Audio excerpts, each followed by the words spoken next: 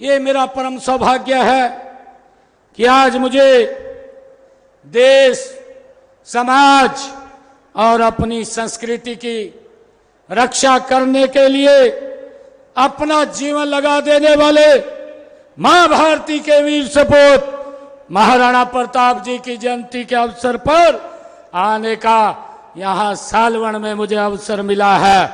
मैं सबसे पहले सर्वप्रथम मैं उस महान योद्धा को श्रद्धांजलि अर्पित करता हूं जिन्होंने इस राष्ट्र धर्म की रक्षा के लिए अपने आप को कुर्बान किया है। आज मुझे आप सबको इस जयंती, उनकी जयंती की मैं आप सबको बहुत बहुत बधाई और शुभकामनाएं भी देता हूं। मुझे खुशी है महाराणा प्रताप सिर्फ एक नाम नहीं है बल्कि स्वाभिमान, धैर्य और बलिदान का जीवंत प्रतीक भी है। ये मेरे लिए बड़ी खुशी की बात है। वे इतिहास के उन विभूतियों में से हैं जिन्होंने न कभी झुकना सीखा, न कभी हारना सीखा और सदियों से हमारे योद्धाओं, शासकों और युवाओं की जो प्रेरणा बने रहे हैं। मुझे खुशी है आज भी जब वीरता व देशभक्ति की बात होती है तो यही कहा जाता है कि योद्धा व देशभक्त तो महाराणा प्रताप हुए हैं। इस बात की चर्चा होती है। मुझे ये भी खुशी है कि महाराणा प्रताप जी का जो 1544 ईस्वी में मेवाड़ के राजा उदय सिंह के घर उनका जन्म हुआ।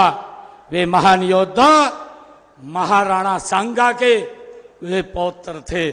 वैसे वीर परिवार के अंदर उन्होंने जन्म लिया है। मुझे खुशी है कि उन्हें वीरता अपने महान दादा को इसे विरासत में मिली और इसी बलबूते पर उन्होंने जीवन में 20 युद्ध लड़े। कोई एक युद्ध नहीं लड़ा भाइयों, 20 युद्ध महाराणा प्रताप ने लड़े हैं। उनका जन्म ऐसे समय में हुआ जब भारत की गौरवशाली संस्कृति को नष्ट किया जा रहा था। लोगों की धार्मिक भावनाओं को ठेस पहुंचाई जा रही थी। ऐसे समय में महाराणा प्रताप का जन्म हुआ। ऐसे समय में उन्होंने 1572 में मेवाड़ की गद्दी पर उन्हें बैठाया गया। इससे पहले उनके पिताश्री जो राजा उदय सिंह जी जो मेवाड़ के गौरव को बचाने के लिए लगातार वो संघर्ष करते रहे हैं। मुझे खुशी है कि महाराणा प्रताप ने जब शासन संभाला तो बादशाह जो अकबर था उसने अपनी अधीनता स्वीकार करने के लिए 4 बार महाराणा प्रताप के पास अपने संदेश भेजे, लेकिन महाराणा प्रताप ने उनको ठुकराने का काम किया, किसी को स्वीकार नहीं किया। ऐसे हमारे महाराणा प्रताप और जिनकी जन्म जयंती हम मना रहे हैं।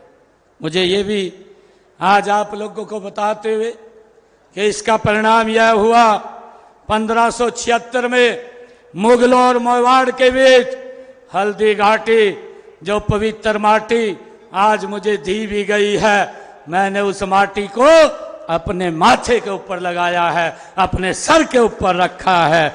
भाइयों, उस पवित्र माटी पर युद्ध हुआ। उस युद्ध में मेवाड़ की सेना ने मुगलों को मुंह तोड़ जवाब देने का काम वह हमारी सेना ने उस समय महाराणा प्रताप की किया है। कहते हैं कि उस युद्ध में जो चर्चा भी होती है कि हमारे 8000 सैनिक शहीद हुए, परंतु मुगलों के 40,000 मुगल भाइयों मौत के घाट उतार दिए। ऐसे महाराणा प्रताप की वो सेना थी।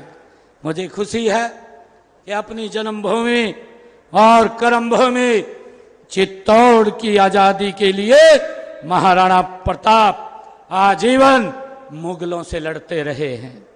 हल्दी घाटी युद्ध के बाद उन्होंने जंगलों और अरावली पर्वत की घाटियों में शरण ली। अनेक बार अन्न के अभाव में ऐसे महाराणा प्रताप थे जिन्होंने घास की रोटियां खाना मंजूर किया, पराधीनता स्वीकार नहीं की। भाइयों, ऐसे महाराणा प्रताप थे। उन्होंने कभी हिम्मत नहीं हारी। उनके इस संघर्ष को मैं नमन करता हूं, मैं प्रणाम करता हूं। राष्ट्र कवि दिनकर जी ने उनके बारे में कुछ शब्द लिखे थे। राष्ट्र कवि दिनकर जी ने कहा था, सूख रही है बोटी बोटी। ये राष्ट्र कवि दिनकर जी के शब्द हैं। सूख रही है बोटी बोटी, मिलती नहीं घास की रोटी। गढ़ते हैं इतिहास देश का, गढ़ते हैं इतिहास देश का, सहकर कठिन समय की मार। नमन उन्हें मेरा सतबार, नमन मेरा उन्हें सतबार। भाइयों, महाराणा प्रताप 12 वर्षों तक अकबर जैसे महत्वाकांक्षी और असीम साधनों वाले शासक से वो लड़ते रहे हैं। इस दौरान दिवेर, खिमसर और राकेम की लड़ाई में मुगलों को हार का मुंह देखना पड़ा और उन्होंने अपना खोया हुआ क्षेत्र मुगलों से वापस लिया। भाइयों, हमें खुशी है।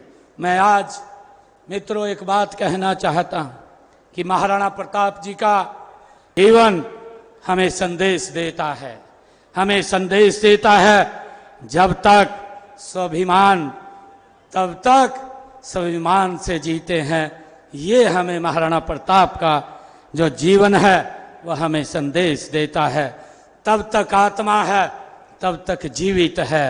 हल्दी घाटी का युद्ध सिर्फ एक युद्ध नहीं था, वो एक विचारधारा का वो युद्ध था। एक और थी अजय दिखने वाली मुगल साम्राज्य की शक्ति और दूसरी ओर अकेला योद्धा जिसने जंगलों में कष्ट सहन करके अपनी मातृभूमि को झुकने नहीं दिया। ऐसे महाराणा प्रताप वो यशस्वी तेजस्वी थे। भाइयों, मुझे आज मैं एक बात और कहना चाहता हूं।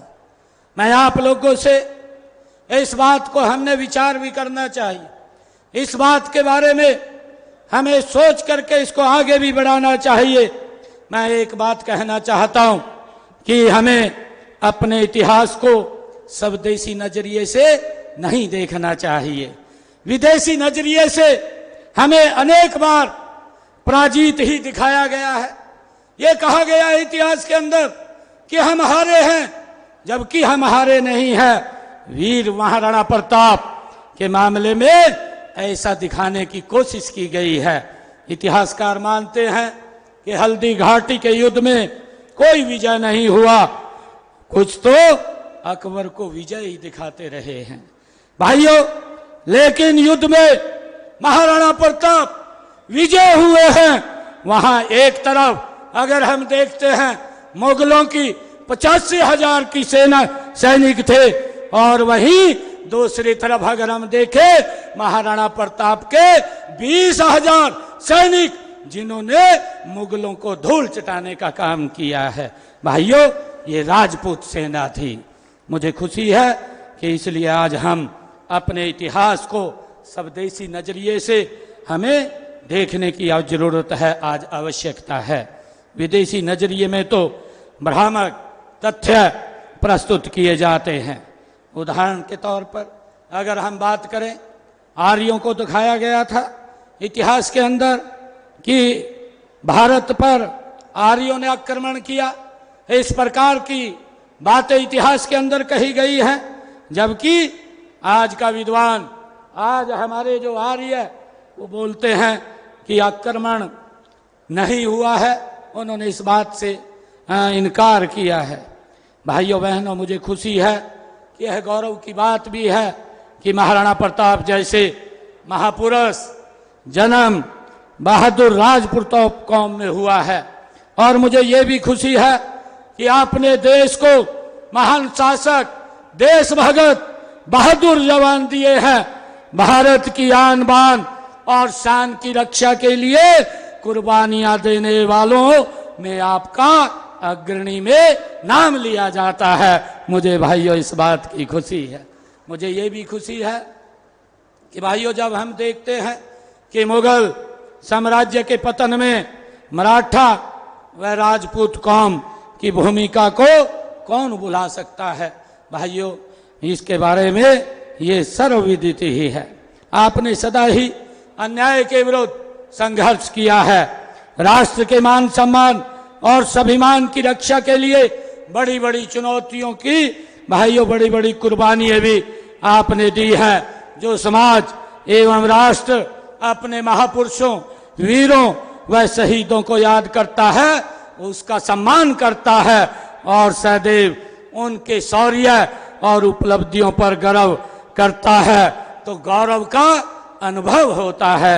वह सदा समृद्ध और प्रगति की ओर अग्रसर होता है।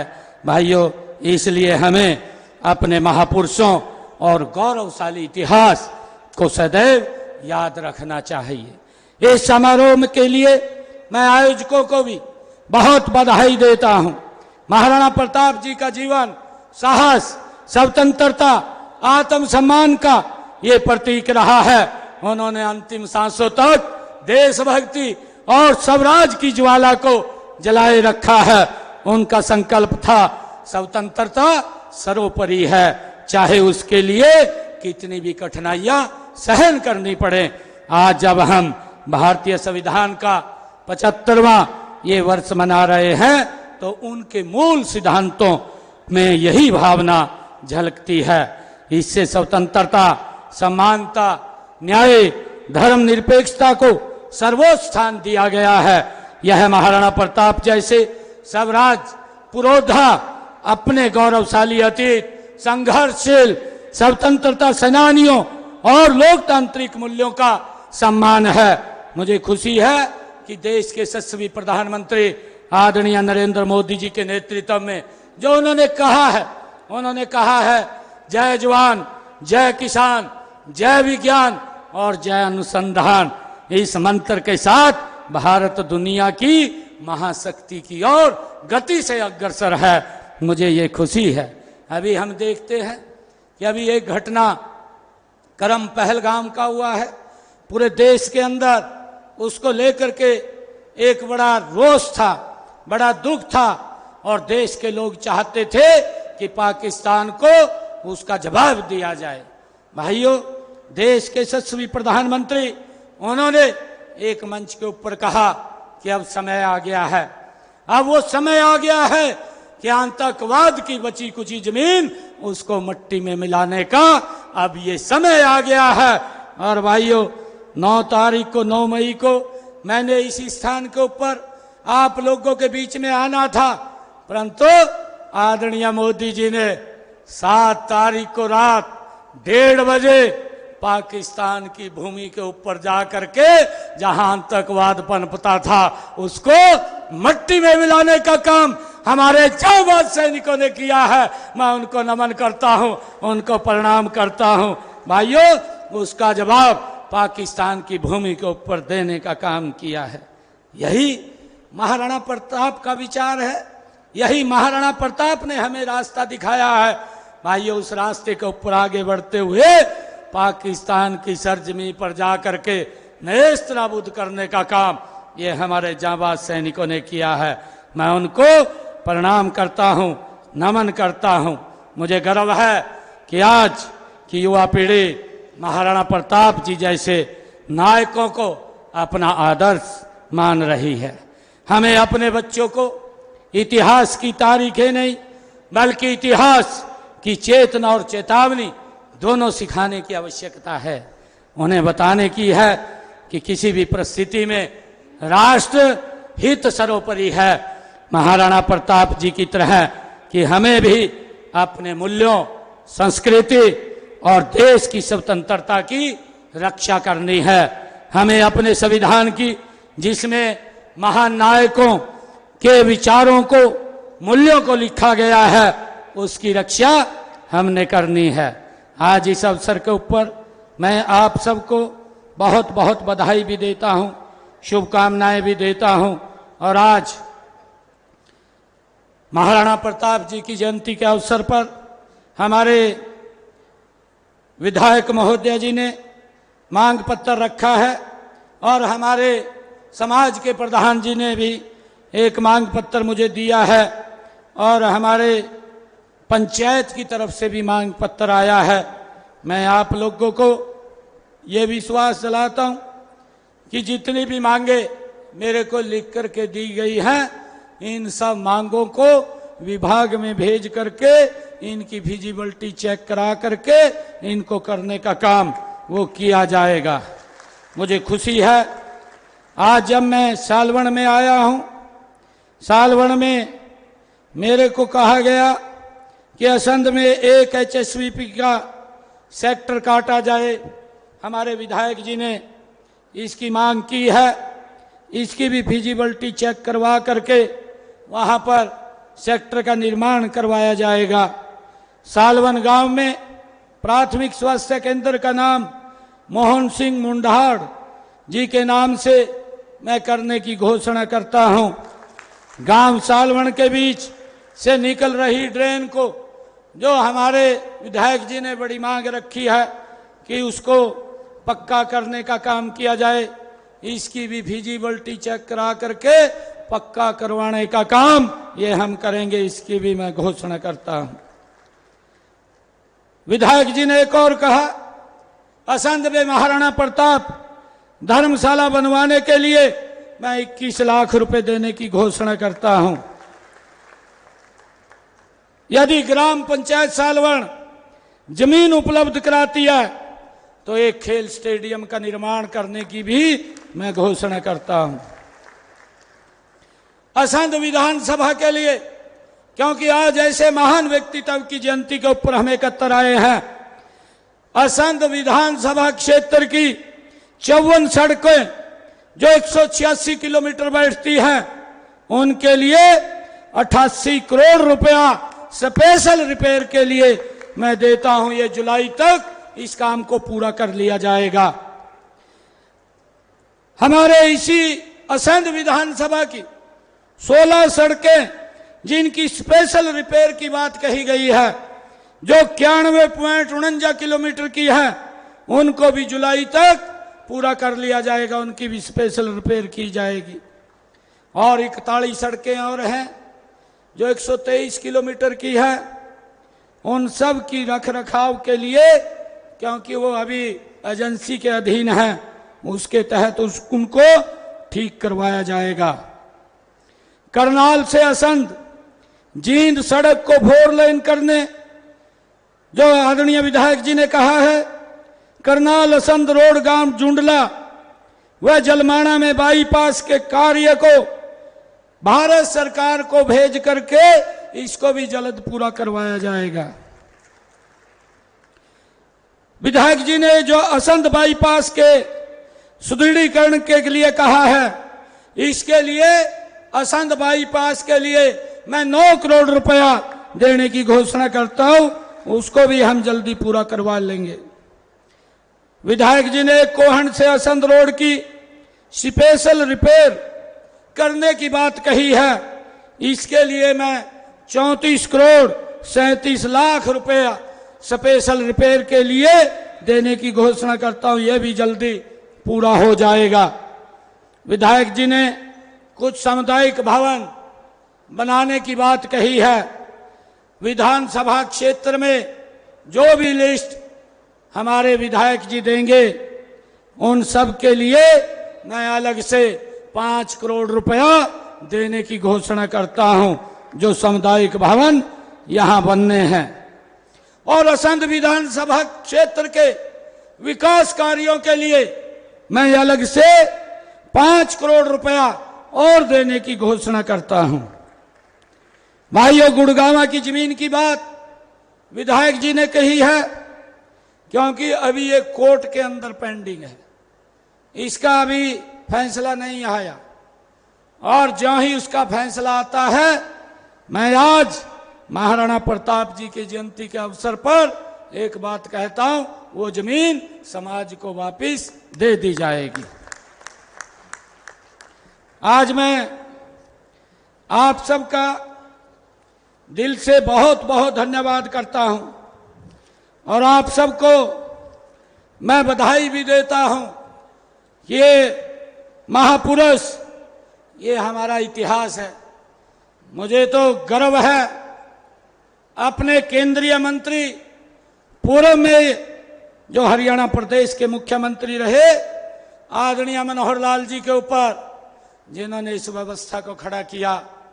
नहीं तो पहले अपने परिवार के महापुरुषों का ही ध्यान करते थे भाइयों, किसी और का ध्यान नहीं होता था।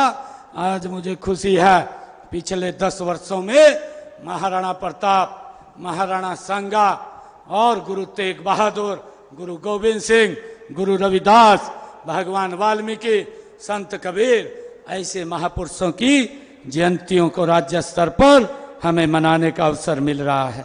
मैं आप सबको आज इस अवसर के ऊपर बहुत बहुत बधाई देता हूं, और मुझे ये कहते हुए कि आज की इस अवसर के ऊपर, क्योंकि वीर सपूत महाराणा प्रताप जो चित्तौड़ और हल्दी घाटी जैसे स्थान आज भी हर भारतीय के लिए वे वीर तीर्थ स्थल हैं, वीर तीर्थ स्थल हैं। भाइयों, हम उनको प्रणाम करते हैं, उनको नमन करते हैं। महापुरुष पूरे राष्ट्र की धरोहर होते हैं। उनका महान व्यक्तित्व हमें देशभक्ति, देश सेवा, आपसी भाईचारे और एकता की महान परंपराओं को और अधिक मजबूत कर बनाने तथा प्रदेश को विकास में महत्वपूर्ण योगदान देने के लिए प्रेरणा देता है। आइए इस अवसर पर हम संकल्प लें कि राष्ट्र के प्रति समर्पण भाव को और गहरा करें, अपने कर्तव्यों का ईमानदारी से पालन करें और भारत को 2047 तक ये विकसित राष्ट्र बनाने की दिशा में मिलकर के आगे बढ़ें। आप सब इतनी संख्या में आए हैं, आप सबका मैं दिल से बहुत बहुत धन्यवाद करता हूं।